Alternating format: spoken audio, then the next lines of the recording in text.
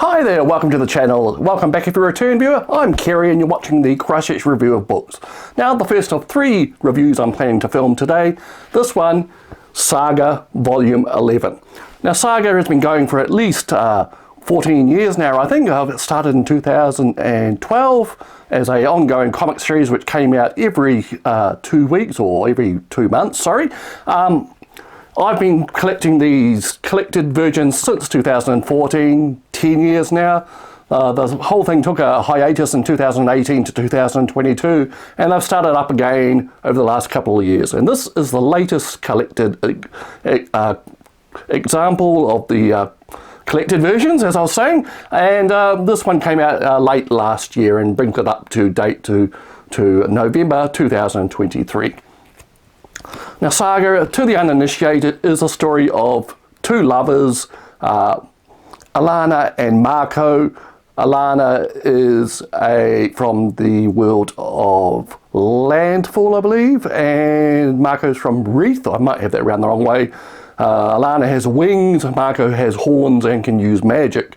And they fell in love in the midst of a war between the two planets that they come from. I think one is the moon of the other, and that caused some type of tension, and the war spiraled out to include massive galactic conflicts as various other empires and governments took sides for either party, and things really got out of hand, and the Alana and Marco becoming lovers really shocked the authorities, and it shocked them even more when they produced a child called Hazel, and they've kind of developed a family unit, and they included various other people they come across like in this family, and this has enraged the people who think they're abominations or what have you, and the pair were chased all over the galaxy by government agents, mercenaries, bounty hunters and the media, and basically towards the end, near the last hiatus, some shocking development happened that took Marco really out of the picture for now at least,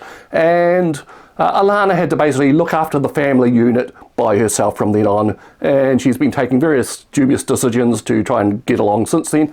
And Volume 11 finds her on basically stuck on a planet with the kids, trying to scrabble around, trying to raise money to just survive, or possibly, if she can get enough money, buy passage off this planet. Now she's working in a kind of an Amazon type warehouse with a bunch of aliens, and she finds out some interesting information there. Meanwhile, the curiously named mercenary bounty hunter type fellow who has one of the best characters as his sidekick, the lion cat, a kind of giant big cat type thing which can tell when people are lying. He's involved with his ex-girlfriend Gwendolyn, and they're getting into their own adventures, which involves a lot of violence and death as well.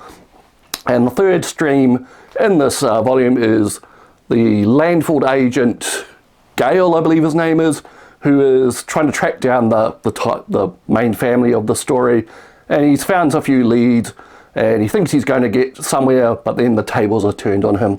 So all in all, not a huge amount happens in this actual volume, and that's what's concerning me. Since the hiatus, there hasn't been really any huge story developments in the 2 volumes since then, and it's treading water a little, I think.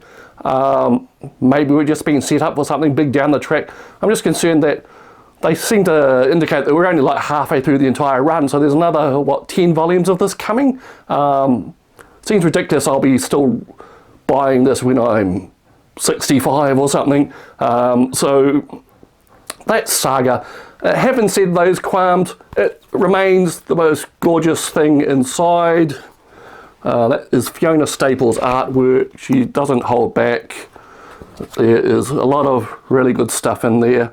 And the design remains excellent. One of my favourite parts is the robot empire, kind of these humanoid people, or robots, in this kind of neoclassical empire where they wear a lot of military uniforms or whatever, and each of the robot empire characters has a different kind of like computer monitor for a head, and varying on what station in life they are, they have like from a CRT to an LCD to an old circular thing, and it's quite interesting. And the spaceships and planets are all odd shapes and stuff. There's not the usual stock stuff you see. So that's Fiona Staples' artwork. Brian K. Vaughan is a bit of a legend in the comic world, and for good reason. He can evoke a feeling and emotion in like 3 panels about 3 lines of text can make you feel sadness or happiness or joy. He's an expert at that. So with all the qualms I said earlier, Saga is still ticking along. It's still enough in there to interest me. I just hope things happen, because it needs some type of resolution, and I don't want to wait another decade for that. So that is Saga Volume 11, available everywhere. Thing I have to say is, if you aren't initiated into the series, you haven't started before, this is really a bad place to start. There are 10 previous volumes. I think they're all still in physical print, plus they have these compendium volumes, which are like huge fat hardcovers that collect a lot of these floppy ones, and also digital. You can get the whole thing in digital. I found that I actually had all of them up to volume 9 in digital as part of a humble bundle which I bought a while ago, and I was surprised to find that Saga was included in that. I thought it was one of their cash cows, but they seem to be giving it away for next to nothing now. So anyway, Saga, good.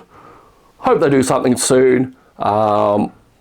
Good value though. If you start from the beginning, get the story, get the characters, enjoy what the weirdness, and basically the main driving thrust of the whole thing is family relations, interpersonal relations. It may be a science fiction story, it may be out there visuals, out there violence and sex and type of things, but it's really about family and keeping a family together against the odds. That is Saga Volume 11.